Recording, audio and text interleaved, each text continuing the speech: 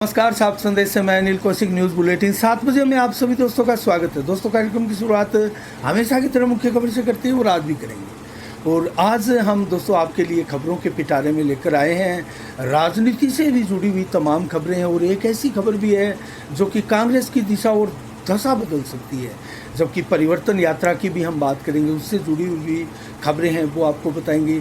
और राजनीतिक रूप से कौन सी सबसे बड़ी धमाकेदार खबर आज आपके लिए है दोस्तों, वो भी आपको सुननी चाहिए और वो भी आपके लिए लेकर आए हैं।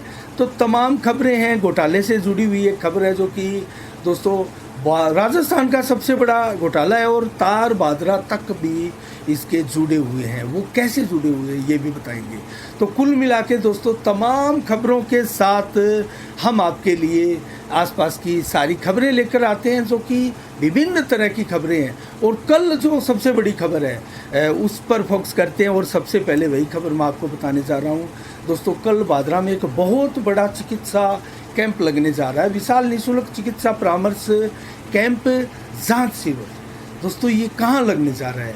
और कल रविवार को 3 सितंबर को ये 10 बजे से दोपहर 2 बजे तक इसका टाइम रहेगा, इसकी टाइमिंग है, समय रहेगा। और ये जो लगने जा रहा है वो श्याम शिक्षण संस्थान की तरफ से है और संयुक्त तत्वाधान में है, जिसमें फोर्टिस एस्कार्ट हॉस्पिटल जयपुर का जो जाना माना हॉस्पिटल है उसकी पूरी टीम दोस्तों इसमें अपनी सेवाएं प्रदान करेगी। तो फोर्टिस एस्कार्ट्स हॉस्पिटल के स्टाफ सहित श्याम शिक्षण संस्थान की तरफ से संयुक्त तत्वाधान में ये शिविर लगने जा रहा है। और इसमें चिकित्सकों की विशाल टीम है दोस्तों, पूरी फौज है और हर तरह का रोगी इसमें लाभान्वित हो सकता है।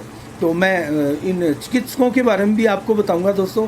और इसमें जो ब्लड प्रेशर है और ब्लड शुगर है, ईसीजी है, बीएमआई है, सभी जांचें आप इसमें करवा सकते हैं। और निःशुल्क भी रहेगी, इसमें दवाएं भी रहेगी, जांच भी रहेगी और परामर्श बिल्कुल निःशुल्क है। तो इसमें डॉक्टर जो हैं वो उनके बारे में मैं आपको बताऊं तो इसी फोर्टिस एस्कार्ट्स हॉस्पिटल के डॉक्टर हैं दोस्तों, अधिकांशतः उनके बारे में मैं आपको बताऊं। 4 प्रमुख चिकित्सक हैं इस हॉस्पिटल के। उनमें से डॉक्टर राहुल सिंगल जो कि वरिष्ठ हृदय रोग विशेषज्ञ हैं। इसके अलावा डॉक्टर प्रवीण कनौजिया है जो कि वरिष्ठ जनरल फिजिशियन है। डॉक्टर मनीष कौशिक है जो कि कैंसर रोग विशेषज्ञ है दोस्तों। और इसके अलावा डॉक्टर रविंद्र कुमार सैनी हैं जो कि हड्डी रोग जोड़ प्रत्यार्पण विशेषज्ञ हैं।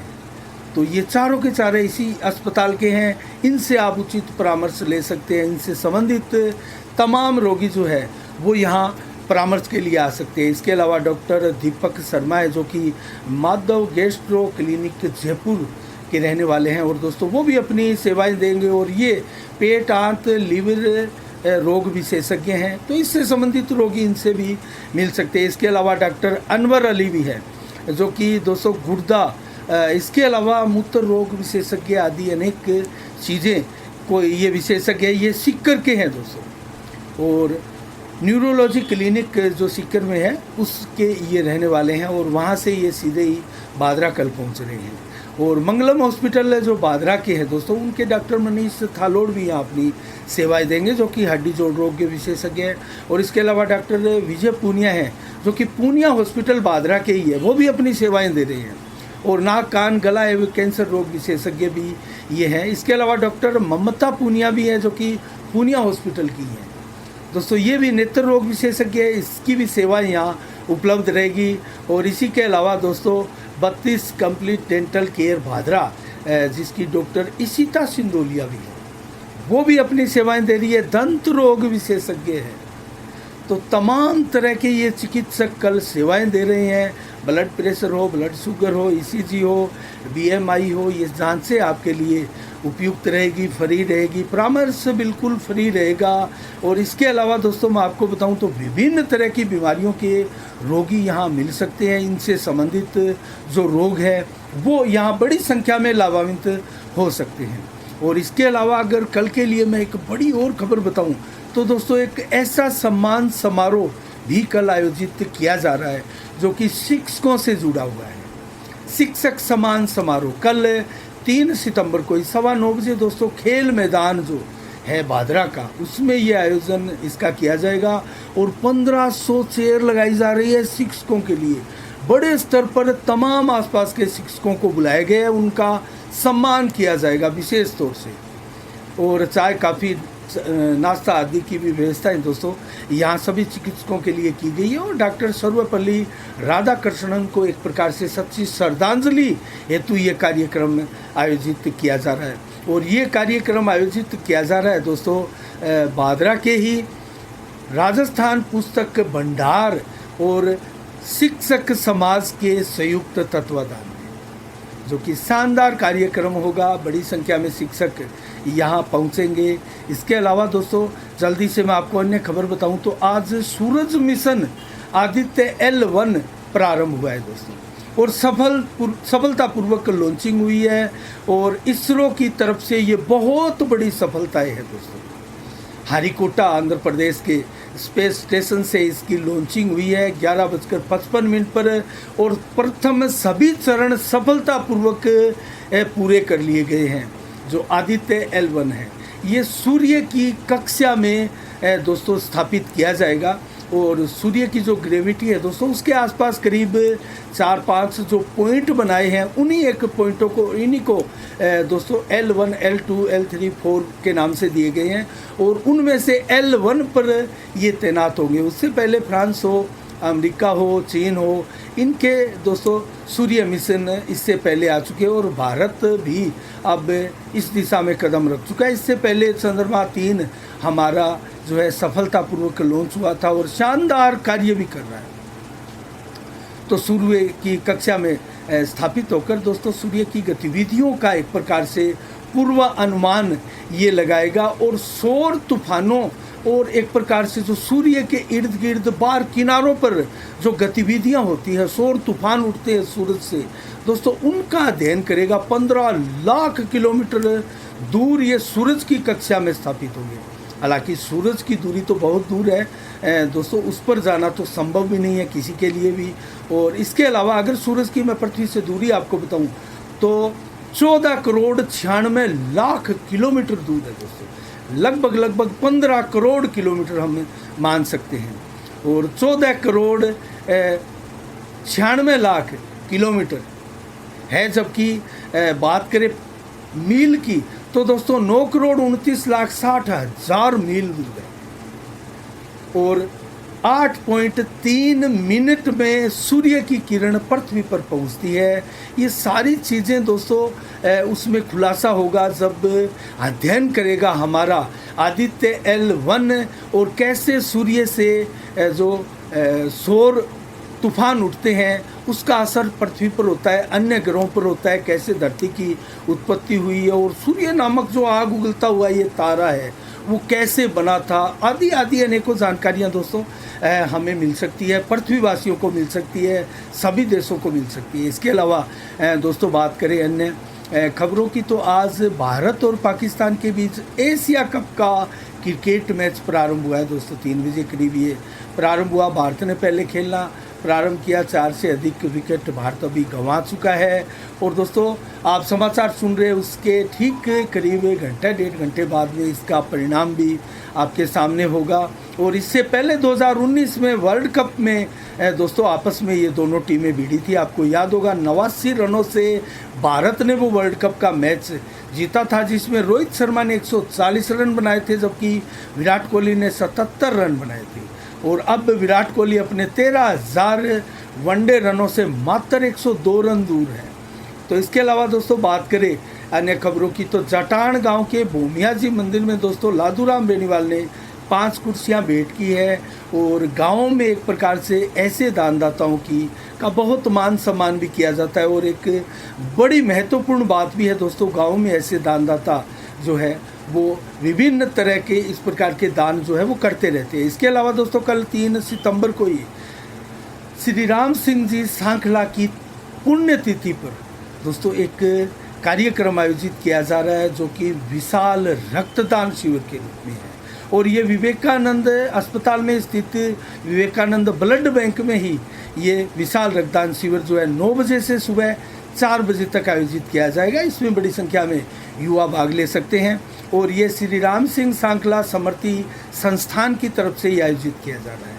और इसमें एक प्रकार से राजस्थान नगर पालिका कर्मचारी फेडरेशन शाखा बादरा के कर्मचारी भी मौजूद रहेंगे दोस्तों। इसके अलावा दोस्तों बात करें हम अन्य खबरों की, तो मैं आज अब उस खबर पर आता हूं दोस्तों जिसने राजस्थान में सबसे बड़ा घोटाला हुआ है, करीब 20,000 करोड़ रुपए का। मैं बात कर रहा हूं केंद्र और राजस्थान के संयुक्त तत्वाधान में और बराबरी की एक भागीदारी में राजस्थान में जो जल जीवन मिशन योजना चल रही है उसमें 20,000 करोड़ का घोटाला हुआ है। और ईडी ने लगभग 6 जगह छापे मारे हैं दोस्तों, और विभिन्न लोगों को पकड़ा है, उनकी जांच जारी है। नकदी बड़ी संख्या में मिली है, बड़ी मात्रा में नोटों की घड़ियाँ पाई गई है। और इसके अलावा दोस्तों मैं बात करूँ इसके तार बादरा से भी कैसे जुड़े हुए हैं। बादरा में भी दोस्तों एक मलखेड़ा गांव में भी जनप्रतिनिधियों की मिली भगती से जो जल जीवन मिशन है उसका एक घोटाला की आवाज़ उठाई थी दोस्तों। उसकी एक जांच भी अधिकारियों के पास हनुमानगढ़ में पहुंची थी। बेशक ये दब गया क्योंकि जिसने आवाज़ उठाई वो वहां पहुंचा नहीं दोस्तों, और जैसे तैसे ये दब गया। और इससे पहले भी मैं आपको याद दिलाऊं, बादरा क्षेत्र में तो हमने एक दोस्तों एक वीडियोस आपको दिखाया था बहुत पहले मैलिया गांव का। और मैलिया गांव में जो, क्योंकि ये भी पाइप घोटाला है 20,000 करोड़ का, और उसी से संबंधित वही पाइप भी थे। हमने वो दिखाए थे सूरज की रोशनी में तेज धूप में कैसे वो पाइप जो है वो टूट के बिखर जाते हैं दोस्तों। इतने मतलब घटिया स्तर के पाइप जो है यहाँ बादरा में जल जीवन मिशन के तहत लगाए जा रहे थे, और बड़ी संख्या में वो पाइप पड़े थे। जैसे ही कवरेज आई उसी रात वो पाइप ठेकेदारों द्वारा उठा लिए गए। और हमारे क्षेत्र का विधायक बलवान पूनिया उस विषय पर एक शब्द नहीं बोल पाते हैं। इसके पीछे की केमिस्ट्री क्या है, क्या मजबूरी है विधानसभा में बोलने वाले इस सर्वाधिक ताकतवर विधायक की इस प्रकार की लचर व्यवस्था का आखिर कारण क्या है, इसके पीछे का रीज़न क्या है। क्यों ऐसे घोटालों पर वो विधानसभा में अपनी आवाज़ नहीं बुलंद कर पाते, जो बार बार हर चीज़ें लाइव आकर जनता से रूबरू होते हैं, वो ऐसी चीज़ें नहीं बता पाते हैं दोस्तों। बहुत बड़ा घोटाला था, और अब तो 20,000 करोड़ के इस घोटाले की दोस्तों राजस्थान में परतें उगड़ चुकी हैं। और केंद्र बख्शने वाला नहीं है दोस्तों, क्योंकि केंद्र का भी इसमें कहीं राज्य से ज़्यादा पैसा लगा हुआ है। और शंकर भाकर ने भी दोस्तों इसको लेकर आवाज़ उठाई थी। मलसीसर में भी इसी प्रकार के पाइप थे, और घटिया पाइप निर्माण जो है ज़मीन में दबाकर इस योजना का एक प्रकार से बड़ा जो किसानों के साथ नाइंसाफ़ी की जा रही थी उसकी आवाज़ उठाई थी शंकर भाकर ने भी दोस्तों। तो कुल मिला के दोस्तों ये जो घटिया एक प्रकार से पाइपलाइन खरीदी गई, एक प्रकार से ये हरियाणा से खरीदी गई थी, और इसमें नाम जो आ रहा है मैं स्पष्ट आपको बता दूं तो इसमें ठेकेदार पूनम चंद जैन का नाम आ रहा है, जिन्होंने फर्जी कंपनी के सर्टिफिकेट लगाकर टेंडर हासिल किया था दोस्तों। उनकी धरपकड़ अब अवश्य भवी है। कई जल जीवन मिशन योजना से जुड़े हुए जलदाय विभाग के अधिकारी भी इसमें शामिल है, और सारे के सारे दोस्तों धरे जाएंगे। इसमें पाइप लगनी थी DI ढक्कर आयरन पाइप डालनी थी दोस्तों, लेकिन उनके स्थान पर HDPI पाइप डाली गई, जो कि बेहद घटिया किस्म की मानी जाती है। और दोस्तों जो DI ढक्कर आयरन पाइप जो लगानी थी वो कहीं ना कहीं मजबूत थी। उसी के लिए दोस्तों निर्धारण किया गया था कि ये पाइपलाइन पूरे भारत में डाली जाएगी। लेकिन जयपुर के अलवर में और जयपुर में दोस्तों जो कार्रवाई हुई जलदाय विभाग के अधिकारियों की गिरिबान तक पहुंची है ईडी, अब उससे क्या खुलासा होगा, क्या ये राज उगलते हैं, कितना रुपया इनसे नकदी मिलता है, और आगे जांच किस स्तर तक जाती है। क्या भादरा जैसे छोटे विधानसभा क्षेत्रों तक भी जहां भी इस घोटाले की दोस्तों आंच आई है, क्या वहां तक भी ये आंच पहुंचेगी, और कौन कौन किस किस जनप्रतिनिधियों की इसमें संलिप्तता है। जो पदम जैन है वो भी कहीं ना कहीं एक बड़े नेता के रहमो करम के चलते इतना बड़ा ठेका दोस्तों पाया था उन्होंने, क्या उसकी परतें उगड़ेगी, इसके ऊपर भी हमारी नज़रें बनी रहेगी दोस्तों। लेकिन फिलहाल पूरे राजस्थान में एक खबर को लेकर भूचाल आया हुआ है दोस्तों, और वो न्यायपालिका में है। वकील बड़े स्तर पर आंदोलित है, हड़ताल करने पर विवश है, जगह जगह धरना प्रदर्शन ज्ञापन दिए जा रहे हैं। और दोस्तों आवाज़ बुलंद की जा रही है कि सीएम अशोक गहलोत ने जो न्यायपालिका पर टिप्पणी की थी, बहुत ही बचकाना टिप्पणी थी, एक प्रकार से न्यायपालिका पर ये अविश्वास था और इसे अवमानना भी मानने की मांग वकीलों द्वारा की जा रही है। और वकील गुस्से में है कि क्यों वकीलों पर और जजों पर इस प्रकार के आरोप बगैर सोचे समझे लगा दिए गए, और अगर इसके पीछे कोई बगैर सोचे समझे नहीं लगाए गए, इसके पीछे कोई तथ्य है तो उन तथ्यों को उजागर किया जाना चाहिए, वरना पूरी न्याय प्रणाली जो है वो इसके दायरे में आती है और शक के दायरे में आती है। और इस संवैधानिक संस्था का एक प्रकार से दोस्तों कहीं ना कहीं पूरे देश में अहित होता है और लोगों का विश्वास भी उठता है।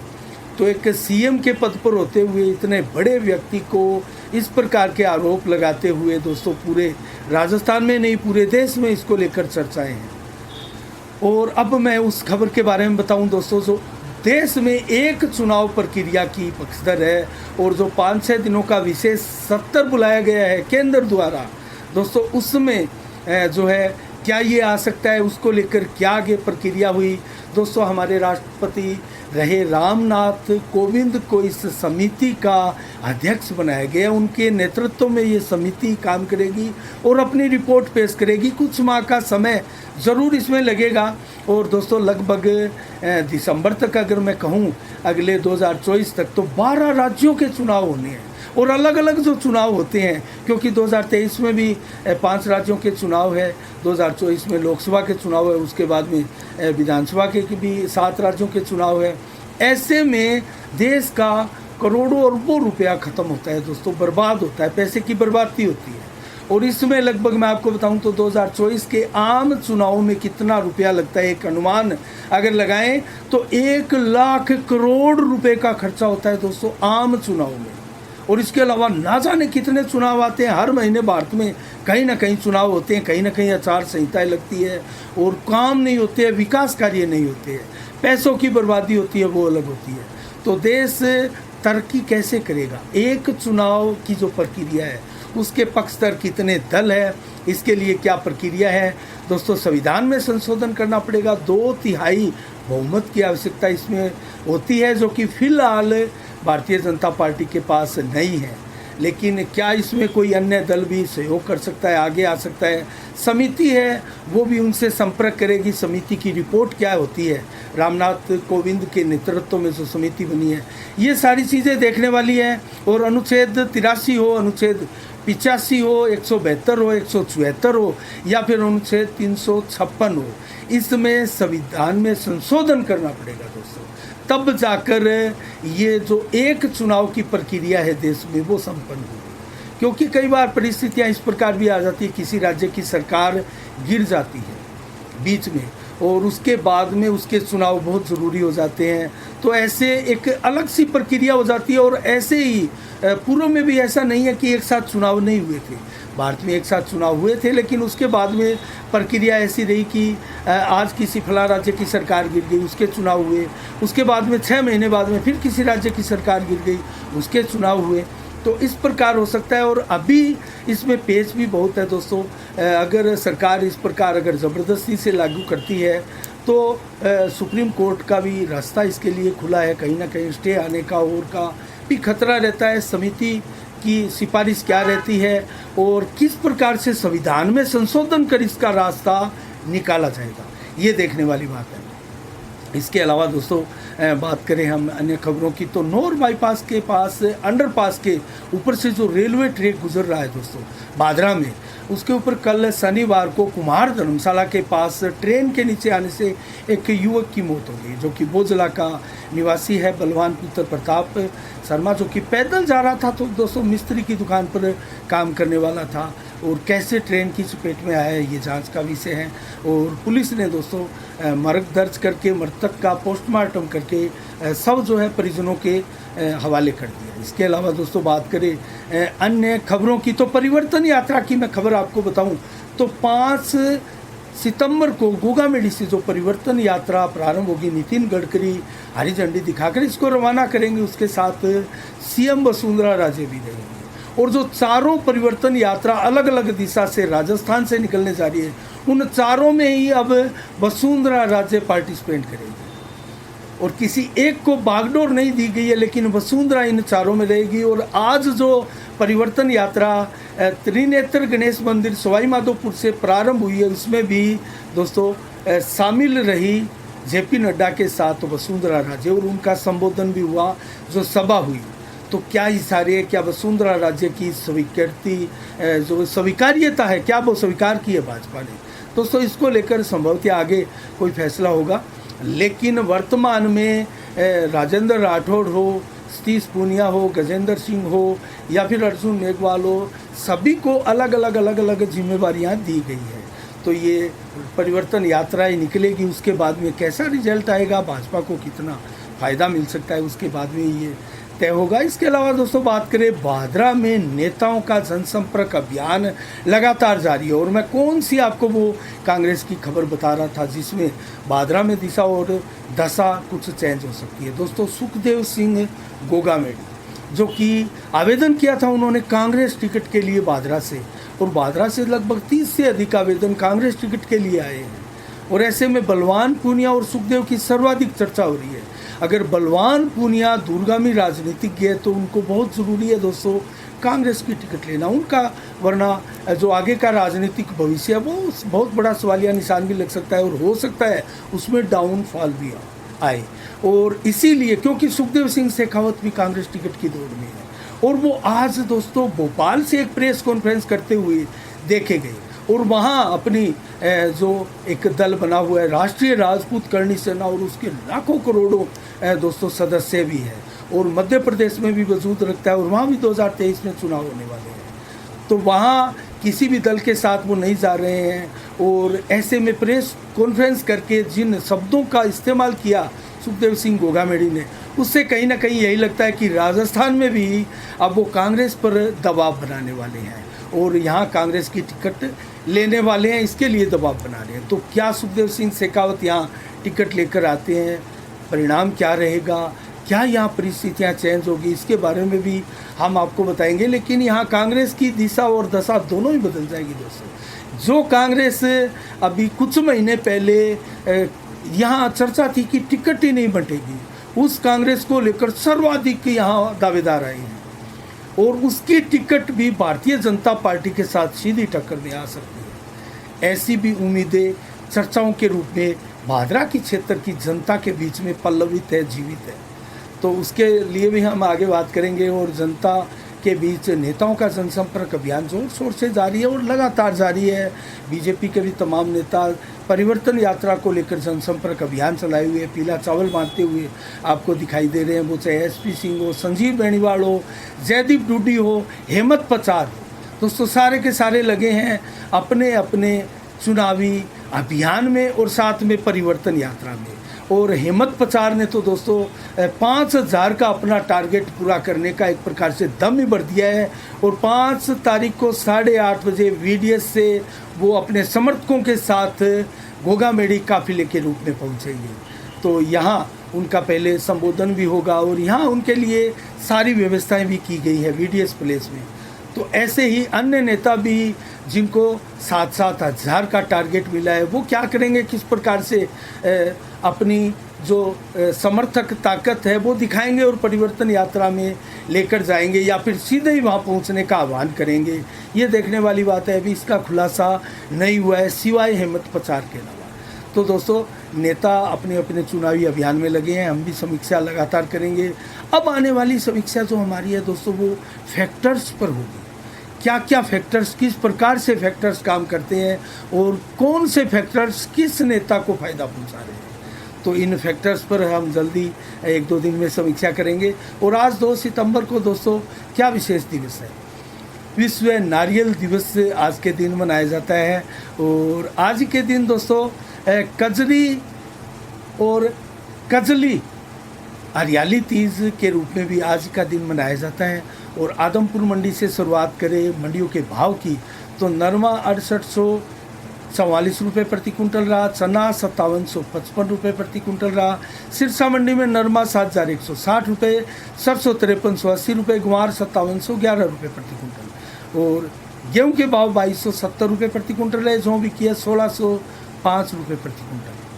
और इसके अलावा बात करें नौर मंडी का तो दोस्तों मोट 7691, सरसों ₹5400, अरंडी के भाव ₹6200 और नया मूंग ₹8715, मूंगफली ₹6557 और जौ के भाव यहाँ रहे हैं दोस्तों ₹1555, गेहूँ ₹2320, नरमा बिका है ₹6700 प्रति कुंटल। और आज मौसम का मिजाज आपको बताएं तो आज 2 सितंबर को दोस्तों मौसम का मिजाज रहा 38 से 39 डिग्री टेम्परेचर का और 22 से लगभग 32 किलोमीटर की रफ्तार से तेज़ हवाएं भी दिन में चली और महज 20% ही लगभग बादल दिन में छाए रहे। रात्रि को ये बादल और भी कम रहेंगे और आसमान बिल्कुल साफ रहेगा। और कुल मिला के कल 3 सितंबर को भी 30 से 37 डिग्री टेम्परेचर दिन में, 38 से 40 डिग्री दोपहर को मैक्सिमम, 34 से 39 डिग्री देर शाम को रहेगा। जबकि 11 से 29 किलोमीटर की रफ्तार से हवाएं चलेगी। बादल बिल्कुल नहीं होंगे, आसमान बिल्कुल साफ होगा और कुल मिला के गर्मी और उमस का वातावरण जो है वो कुछ दिन और बना रहेगा। आज के लिए इतना ही। कल ठीक शाम 7 बजे फिर आपसे रूबरू होंगे नई खबरों के साथ, नई समीक्षा के साथ। तब तक के लिए आप अपना बहुत बहुत ख्याल रखिएगा। मुझे दीजिएगा इजाज़त। साफ संदेश से मैं अनिल कौशिक। नमस्कार। जय भारत, जय जय राष्ट्र।